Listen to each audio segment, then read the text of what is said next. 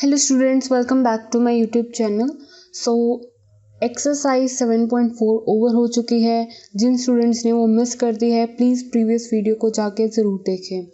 And अब मैं start करने जा रही हूँ एक्सरसाइज 7.5 एंड हम इसमें क्या करते हैं, दैट मीन्स इंटीग्रेशन करते हैं बाय पार्शियल फ्रैक्शंस। एंड इसका क्या मतलब है ये भी आपको जल्द ही पता चल जाएगा। बहुत ही बेसिक से फॉर्मूलाज हैं एंड कब यूज़ होते हैं, कैसे यूज़ होते हैं, उनके बारे में भी मैंने साइड में डिस्क्रिप्शन अच्छे से लिख दी है। सो यहाँ पर अगर जैसे ही ऊपर कोई भी वैल्यू हो नो प्रॉब्लम, ज़रूरी नहीं है कि 1 ही होगा ऊपर, ठीक है। सिर्फ यहाँ पर आपको बेसिकली डिनोमिनेटर में दैट मीन्स बेस के ऊपर फोकस करना है ज़्यादा। जैसे कि अगर आपका बेस इस तरह से है, सबसे सिंपलेस्ट वाला देखो, सबसे सिंपलेस्ट वाला है थर्ड, सबसे बेसिक वाला थर्ड है। थर्ड से स्टार्ट करते हैं। अगर आपके पास नीचे देखो, अगर आपके पास x plus A, X plus B, X plus C इस तरह से फैक्टराइज्ड फॉर्म में है, राइट। सो यहाँ पे आपके पास ये जो भी इक्वेशन होती, लेकिन ये ऑलरेडी फैक्टराइज्ड फॉर्म में है। तो अगर इस तरह से फैक्टराइज्ड फॉर्म में है, जब सिंपल x यहाँ पर आपको अलग अलग करके दिख रहा है क्लियरली, तो अब आप इसको कैसे और तरीके से लिख सकते हैं। और हमने ये और तरीका इस तरह से लिखने का जस्ट इसीलिए बनाया ताकि हम अपना इंटीग्रेशन सिंप्लीफाइड वे से सॉल्व कर सकें। अगर आपके पास इस तरह से है कोई वैल्यू, हो सकता है x plus 1 multiply with x plus 2 multiply with x plus 3। अगर इस तरह से है तब आप उसको स्प्लिट करके कैसे लिख सकते हो वो मैंने आपको बताया है।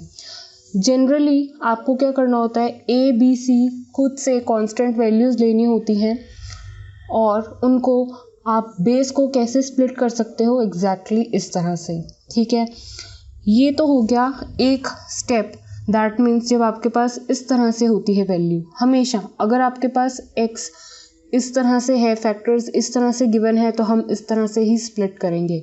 अगर हम देख रहे हैं कि हमारे पास एक इस तरह से है x प्लस ए, मतलब जैसे ये था सिंपल फैक्टर जिसकी x की पावर क्या है 1 है ना। अब यहाँ पे सबकी x की पावर क्या है 1 एंड यहाँ पर भी x की पावर क्या है 1। तो हमेशा ये स्प्लिट हमेशा ऐसे ही होता है ये वाले, ठीक है। तो x प्लस ए भी सिंगल था तो मैंने इसको ऐसे करके स्प्लिट कर दिया। जब इस पूरे फैक्टर के ऊपर स्क्वायर हो अगर, तब इसको कैसे स्प्लिट करते हैं, एक बार इसको विदाउट पावर देखो वैसे लिखो x प्लस बी, और एक बार इसको पावर के साथ लिखो जैसे ये दिख रहा है आपको एग्जैक्टली, ठीक है। सिंगल वाले को मैंने स्प्लिट करना आपको ऑलरेडी बता दिया है कैसे स्प्लिट करते हैं। ये जस्ट अभी मैं स्प्लिट करना बता रही हूँ, कब स्प्लिट करना है, मतलब ऐसा क्या देखोगे क्वेश्चन में तभी आप स्प्लिट करोगे ये सब कुछ, ठीक है। वो अभी मैं बताती हूँ कब करना है, लेकिन इनको स्प्लिट करना कैसे है वो मैं आपको पहले बता रही हूँ।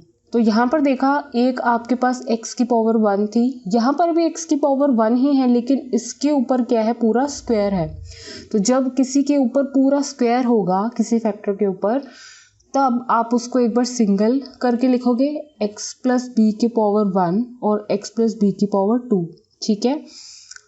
तो यहाँ पर देखो जैसे अब ये है एग्जैक्टली उसी तरह से ही है, बस यहाँ पे x प्लस ए है, यहाँ पे x प्लस ए या और कोई फैक्टर वाला टर्म इसके साथ मल्टीप्लाई नहीं हो रही है, लेकिन इस पूरे के ऊपर तो स्क्वायर है ना। तो इसको हम हमेशा जैसे मैंने बताया कि एक बार इसके ऊपर 1 और एक बार इसके ऊपर 2, मतलब एक बार सिंगल विदाउट स्क्वायर करके आपको लिखना है, एक बार विद स्क्वायर जैसे है वैसे स्क्वायर करके इसको अलग अलग करके लिखना है। तो आई होप आपको सिंगल वाले फैक्टर्स कैसे करने हैं स्प्लिट करके वो आगे हैं, और जब स्क्वायर हो तब कैसे करना है, स्क्वायर मतलब पूरे ब्रैकेट के बाहर स्क्वायर अगर हो तब कैसे स्प्लिट करना है वो भी मैंने आपको बता दिया है, ठीक है। अब बात आ जाती है जब स्क्वायर अंदर हो सकता है ना, यहाँ पे जैसे x की पावर 1 है, हो सकता है यहाँ पे x की पावर 2 है जैसे कि यहाँ पर, तब आप इसको कैसे स्प्लिट करेंगे वो मैं आपको बताने जा रही हूँ। तो जैसे ये सिंगल था x प्लस ए, ना ही इसके ऊपर स्क्वायर था ना ही अंदर स्क्वायर था, तो सिंपल हमने इसको ऐसे लिख दिया। अब बारी आती है इसकी, तो जब अंदर स्क्वायर हो तब आपको क्या करना होता है, एग्जैक्टली बेस में तो एग्जैक्टली यही आ जाता है, लेकिन ऊपर क्या आता है, कांस्टेंट के साथ x plus C, I hope मैं क्लियर हूँ। अभी तक जितना भी आपने स्प्लिट किया तो ऊपर सिंगल सिंगल कांस्टेंट आ रहा था, है ना। सिर्फ एक ही उसमें वेरिएबल के साथ कांस्टेंट आएगा प्लस एक और कांस्टेंट तब आएगा जब एक्स स्क्वायर अंदर होगा, बाहर नहीं होगा। तो आई होप थोड़ा सा अजीब सा लग रहा होगा कि कैसा टॉपिक है, या फिर थोड़ा सा आपको डिफ़िकल्ट लग रहा होगा, लेकिन है बहुत ईजी और इंटरेस्टिंग भी है अगर आपको एक बार में समझ आ जाए। तो अब हमें इसको यूज़ करने से पहले कुछ चीज़ों का ध्यान रखना होता है और वो बहुत ही इम्पॉर्टेंट थिंग्स है, तभी हम ऐसे ही चीज़ें इम्प्लीमेंट करेंगे इस तरह से। मतलब कहने का हम इनको इस तरह से लिख सकते हैं, ठीक है। तो पहली बात, हम जब भी इस तरह से करते हैं हमेशा हमारे पास लॉग का यूज़ होने वाला है। सबसे पहला पॉइंट मैंने यही लिखा है, in this usually log power is used, और वो कैसे होगा वो भी आपको बताऊंगी। कहने का मतलब है लास्ट में जब इंटीग्रेशन कर रहे होंगे तो लॉग की पावर वाला फॉर्मूला अप्लाई होगा। लॉग की पावर वाला मतलब जैसे 1/x हो, तो मतलब यहाँ पे इसका क्या होता है, लॉग मॉड में x, है ना। तो यहाँ पे भी इसी तरह से आपके जब इंटीग्रेशन होगा तो यूजुअली लॉग वाला फॉर्मूला यूज़ होने वाला है, जनरली ज़्यादातर, ठीक है। दूसरे पॉइंट पे आते हैं। ये जो 3 पॉइंट्स हैं 1 2 3 बहुत इंपॉर्टेंट है और इन्हीं के ऊपर बेस्ड है। तो ये हो गया हमारा बेस। तो बेस क्या है आपका, डिनोमिनेटर, ठीक है। तो अब यहाँ पे मैं बात करने वाली हूँ बेस की एंड न्यूमरेटर की, दोनों की। न्यूमरेटर डिनोमिनेटर आपको पता है क्या होता है, ऊपर वाला न्यूमरेटर नीचे वाला डिनोमिनेटर। डिनोमिनेटर के साथ साथ डिनोमिनेटर को बेस भी बोल सकते हो, ठीक है। सो जब आपका बेस की डिग्री ज़्यादा होगी न्यूमरेटर से, देन वी स्प्लिट पार्शियली। तो इसको बोलते क्या है, इंटीग्रेशन बाय पार्शियल फ्रैक्शंस। तो हम इनको स्प्लिट ही तो कर रहे हैं। तो यहाँ पे बस यही चीज़ लिखी है, पहला पॉइंट यही है। तभी हम कर सकते हैं स्प्लिट, कब कर सकते हैं, जब हमारे बेस की डिग्री ज़्यादा होगी न्यूमरेटर से।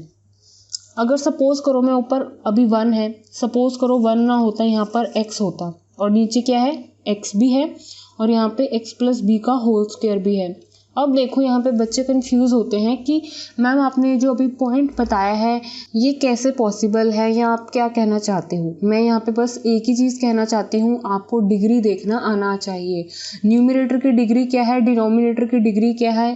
अगर यहाँ पे x है, सपोज कर लो यहाँ पे x है और नीचे यही टर्म्स हैं, तो देखो इसको कैसे चेक करते हैं। x और नीचे क्या है, x plus a x plus b का स्क्वायर। तो मैं यहाँ पर डिग्री चेक करना आपको बता रही हूँ। ऊपर आपके पास एक ही वेरिएबल है और उसकी पावर क्या है, 1, ठीक है। अब नीचे क्या है, x वेरिएबल ही है, लेकिन एक बार ये हो गया और एक बार यहाँ पे जब आप x प्लस बी का होल स्क्वायर ओपन करके लिख दोगे तब आपके पास स्क्वायर की फॉर्म में आएगा। देख लो कैसे, x प्लस ए तो ऐसे ही रहने दो, इसका स्क्वायर ओपन कर दो, x square plus b square plus twice of x b, है ना। अब पूरी जब ये टर्म मल्टीप्लाई होगी इसके साथ, अब पूरी ये फैक्टर इसके साथ जब मल्टीप्लाई हो जाएगा तब ये वैल्यू क्या होगी, x को एक बार इसके साथ मल्टीप्लाई करो, x को एक बार इसके साथ मल्टीप्लाई करो। अल्टीमेटली यहाँ पे नीचे x की हाईएस्ट पावर क्या हो जाएगी, फिर x की पावर क्यूब हो जाएगी और ऊपर देख रहे हो x की पावर सिर्फ क्या है, 1।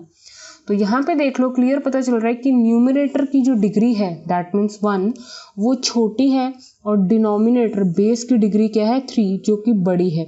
तो दैट मीन्स मैं यही कहना चाह रही हूँ, जब हमारे बेस डिनोमिनेटर की डिग्री बड़ी होती है न्यूमरेटर की डिग्री से, तब हम इस तरह से उसको स्प्लिट कर सकते हैं, ठीक है।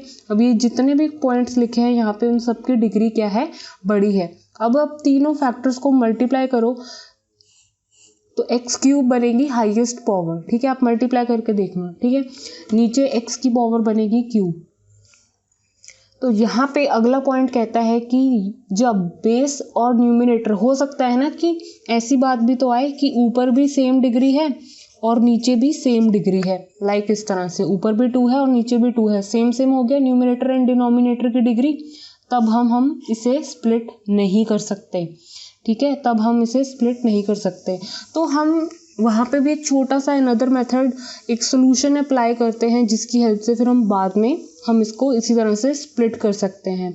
और स्प्लिट हम तभी कर सकते हैं, सिर्फ इतने से बॉक्स को अगर आप ध्यान में रखेंगे तो आपके लिए बहुत ही अच्छा होगा। जब डिनोमिनेटर की डिग्री ज़्यादा हो न्यूमरेटर की डिग्री से, तभी हम ऐसे स्प्लिट करके पार्शियली स्प्लिट करके लिख सकते हैं, ठीक है, अदरवाइज नहीं। तो अदरवाइज का जो केस होगा वो भी मैं आगे जाके आपको क्वेश्चन जब सॉल्व करूंगी बताऊंगी तब हम क्या करते हैं।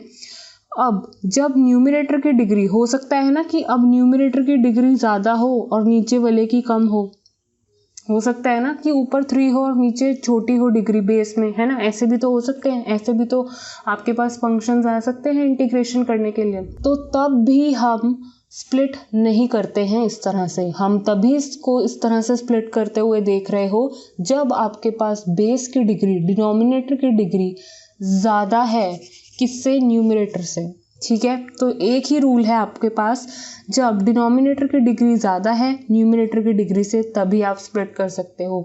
जब ऊपर की डिग्री और नीचे की डिग्री सेम हो तब भी नहीं कर सकते, और जब ऊपर की डिग्री ज़्यादा हो जाए और नीचे बेस की कम हो जाए तब भी नहीं कर सकते। तो इन लास्ट 2 पॉइंट्स जिसमें हम स्प्लिट नहीं कर सकते हैं, तब हम एक अनदर मेथड की हेल्प के साथ, एक अनदर रूल, एक अनदर सॉल्यूशन लगा के उसको हम ऐसा ठीक करके ऐसा बना देते हैं कि फिर हम उसी कंडीशन पे आ जाते हैं। फिर हम जो भी हम सॉल्यूशन लगाएंगे वो मैं आपको बताऊंगी कमिंग वीडियोस में, तो वो देखना मत भूलना कि किसकी हेल्प के साथ हम इनको इस तरह से ले आते हैं कि फिर आपकी अगेन डिनोमिनेटर की डिग्री, दैट मीन्स बेस की डिग्री ज़्यादा हो जाती है एंड न्यूमरेटर की कम। तो हम वहाँ पे फिर पार्शियली उनको स्प्लिट करके इसी तरह से सॉल्व कर सकते हैं। तो मैंने आपको कुछ रूल्स बताए हैं इस एक्सरसाइज 7.5 में फॉलो करने के लिए। तो बेसिकली सही बताऊं तो एक ही बहुत बड़ा रूल है, that means this one. So next video में देखते हैं सॉल्व एग्जाम्पल्स एंड एक्सरसाइज के क्वेश्चंस, दैट मीन्स एक्सरसाइज 7.5 के क्वेश्चंस को। Thank you students for watching this video. Please like, share and subscribe to my channel.